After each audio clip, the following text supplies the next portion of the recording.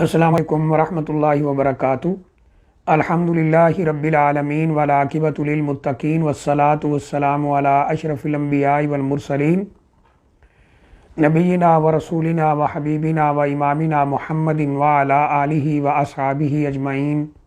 اما بعد۔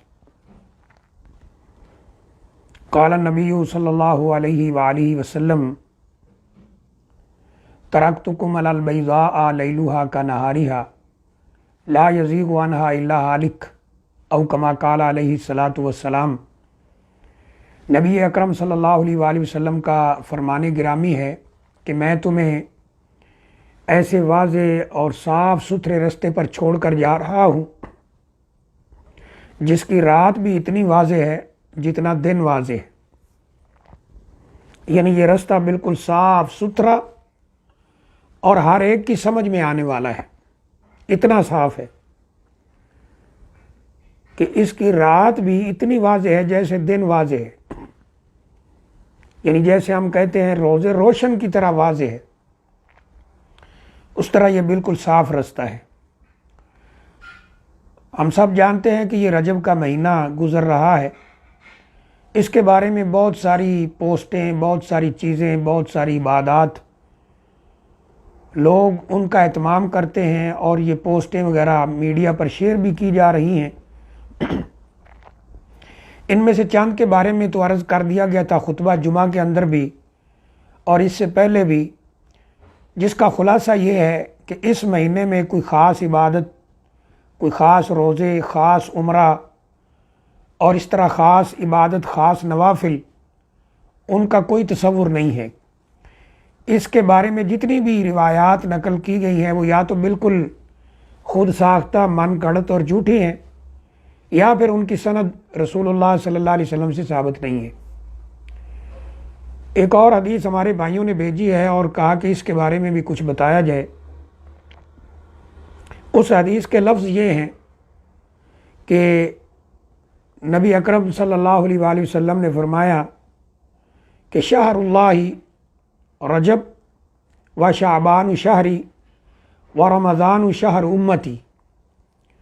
کہ رسول اللہ صلی اللہ علیہ وسلم نے فرمایا ہے، یعنی اس پوسٹ کے اندر یہ لکھا ہے کہ رجب یہ اللہ کا مہینہ ہے، اس کے بعد آنے والا شعبان یہ نبی صلی اللہ علیہ وسلم فرما رہے ہیں کہ میرا مہینہ ہے، اور اس کے بعد آنے والا رمضان یہ میری امت کا مہینہ ہے۔ تو پوچھا گیا ہے کہ کیا یہ بات صحیح ہے، کیا یہ حدیث ثابت ہے؟ دیکھیے، یہ روایت مختلف لوگوں نے ذکر کی، مختلف کتابوں کے اندر موجود ہے، لیکن یہ کہیں بھی رسول اللہ صلی اللہ علیہ وسلم سے ثابت نہیں ہوتی، بلکہ بعض کتب تو وہ ہیں کہ اگر ان کے منہج پر، ان کے نام پر ہی غور کر لیا جائے تو بعض واضح ہو جاتی ہے کہ یہ روایت، یہ حدیث، یہ روایت نبی اکرم صلی اللہ علیہ وآلہ وسلم سے قطعاً ثابت نہیں ہے۔ مثال کے طور پر اس کو موجودہ دور کے بہت بڑے محدث، بہت بڑے محقق، جو کہ چند سال پہلے دنیا سے رخصت ہو گئے، اللہ تعالیٰ ان کی جنت کو، ان کی قبر کو جنت کا باغیچہ بنائے اور انہیں جنت الفردوس میں اعلیٰ سے اعلیٰ مقام عطا فرمائے، شیخ ناصر الدین البانی رحمہ اللہ تعالیٰ، انہوں نے اس کو اپنی کتاب السلسلہ الضعیفہ کے اندر ذکر کیا ہے، یعنی جس میں انہوں نے موضوع من گھڑت یا ضعیف روایات کو جمع کیا ہے جو رسول اللہ صلی اللہ علیہ وآلہ وسلم سے ثابت نہیں ہے۔ اسی طرح ایک کتاب الاسرار المرفوعہ فی احادیث الموضوعہ، یا اس سے ملتا جلتا نام ہے، یہ ملا علی قاری کی ہے۔ اس کتاب کے نام سے ہی واضح ہے کہ انہوں نے اس میں ان حدیث کو جمع کیا ہے جو قطعاً ثابت نہیں ہیں، لوگوں کے ہاں مشہور ہیں لیکن وہ ثابت نہیں ہیں۔ اس طرح نیل الاوطار کے اندر امام شوکانی رحمہ اللہ تعالیٰ نے اس کو ذکر کیا ہے، لیکن یہ روایت ثابت نہیں ہے۔ تو نبی اکرم صلی اللہ علیہ وآلہ وسلم سے یہ صحیح سند کے ساتھ ثابت نہیں ہوتی کہ آپ نے کوئی ایسی بات بیان فرمائی ہو کہ رجب اللہ کا مہینہ ہے، شعبان میرا مہینہ ہے اور رمضان میری امت کا مہینہ ہے، ایسی کوئی بات ثابت نہیں ہے۔ ہاں یہ بات ضرور ہے اور پہلے بھی بتا دی گئی ہے کہ رجب حرمت والے مہینوں میں سے ایک مہینہ ہے۔ اللہ تعالیٰ نے قرآن مجید کے اندر فرمایا ہے کہ ان عدت الشہور عند اللہ 12 شہرا فی کتاب اللہ یوم خلق السماوات والارض منہا اربعۃ حرم، کہ اللہ تعالیٰ کے ہاں جس دن اس نے زمین و آسمان کو بنایا، یعنی جس دن زمین اور آسمان کو تخلیق کیا، تو اللہ تعالیٰ نے مہینوں کی تعداد 12 رکھی ہے، اور ان میں 4 حرمت والے عزت تقدس والے مہینے ہیں۔ اور یہ 4 مہینے کون سے ہیں؟ قرآن مجید میں تو ان کا کہیں ذکر نہیں ہے، حدیث شریف میں ان کا ذکر ملتا ہے۔ نبی اکرم صلی اللہ علیہ وسلم فرمایا 3 تو مسلسل متواتر ہیں، ذوالقعدہ، ذی الحجہ اور محرم، اور ایک یہ رجب ہے۔ اور ان کو حرمت والا قرار دینے کا مقصد، فلسفہ، لوگوں کے لیے حج اور عمرہ کی آسانی پیدا کرنا ہے،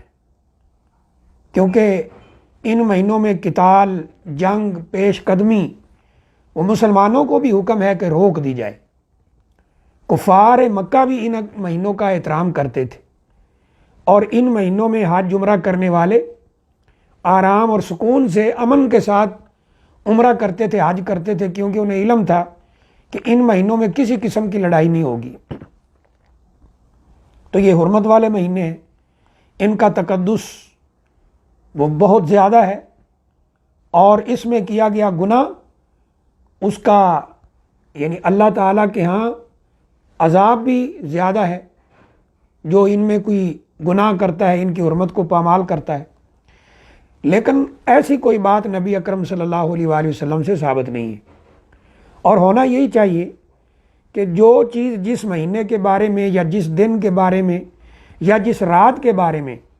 بالکل صحیح سند سے ثابت ہے، یا قرآن مجید میں اس کا ثبوت ملتا ہے، جیسے لیلۃ القدر کا ملتا ہے، تو وہی چیز امت کے سامنے رکھی جائے، اور جو چیز ثابت نہیں ہے اس سے بچا جائے۔ اب اس میں اگرچہ الحمدللہ بہت سے علماء،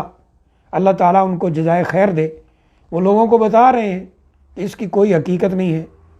ہم جیسے طالب علم، ناقص العلم لوگ بھی بتا رہے ہیں، لیکن بعض لوگ اس حقیقت کو سمجھنے کی بجائے، اس کا ادراک کرنے کی بجائے، اس کو بے سوچے سمجھے ایسے ہی شیئر کیے جا رہے ہیں، اور اگر ان کو کوئی بات بتائی جاتی ہے تو وہ اس کا بڑا غلط قسم کا ریئیکشن بھی کرتے ہیں۔ بہرحال یہ ان کی مرضی ہے، لیکن بہرحال نبی اکرم صلی اللہ علیہ وآلہ وسلم سے کچھ بھی ایسا ثابت نہیں ہے،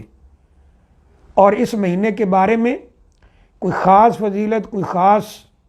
روزے، خاص عبادات، خاص نوافل، خاص عمرہ، وہ نہ ہی تو نبی اکرم صلی اللہ علیہ وآلہ وسلم سے ثابت ہے صحیح سند کے ساتھ، نہ ہی صحابہ اکرام سے ایسا کچھ ملتا ہے۔ تو بہرحال یہ حدیث ثابت نہیں ہے۔ اللہ تعالیٰ سے دعا ہے اللہ تعالیٰ ہمیں عمل کی توفیق عطا فرمائے، اور قرآن و حدیث کی روشنی میں، صحیح دلائل کی روشنی میں